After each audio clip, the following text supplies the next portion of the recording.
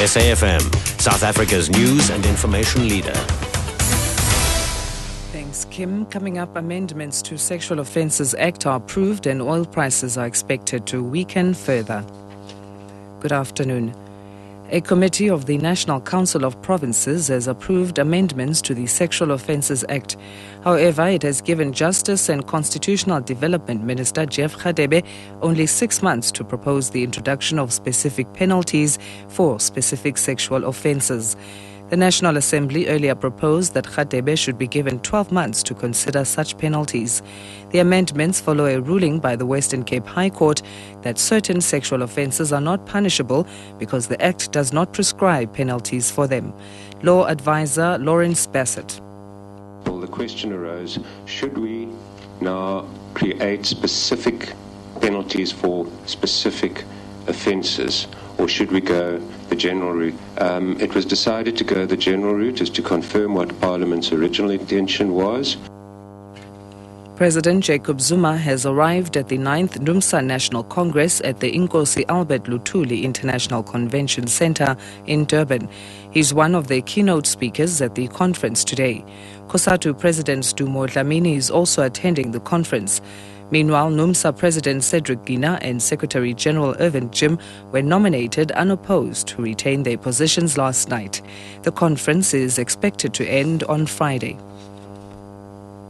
Southern African countries are lagging behind in higher education advances. This is the major issue under discussion at the SADC conference held in Kempton Park. A report on the state of higher education in the region paints a bleak picture of high demand, poor access and poor quality. Deputy Higher Education Minister Hlengi Wemkhize. We do not have enough academic personnel. Besides now having enough academics, the majority of those in our systems do not possess enough training, either in teaching or in research or both. Let's take, for instance, the situation in South Africa.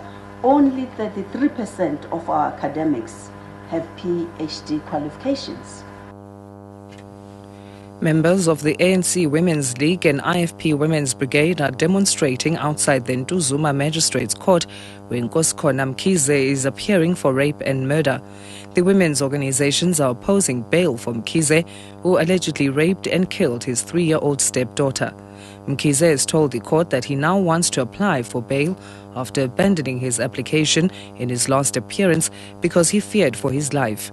The case has been postponed to June the 14th. Shell Chief Executive Peter Forser says oil prices will weaken further in the second half of this year. This comes as demand reacts to a slowing global economy while international political tensions rise.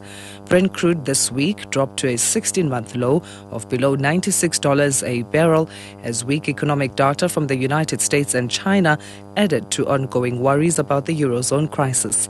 Forser has predicted that the pace of oil demand will recover slowly next year and prices will rise with it. In other parts of the world, Queen Elizabeth and senior members of her family will attend a Thanksgiving service in St. Paul's Cathedral in London on the final day of celebrations to mark her 60 years on the throne. Chief Executive of Children's Charity in Barnardo, Anne-Marie Carey, is among the ones attending the service.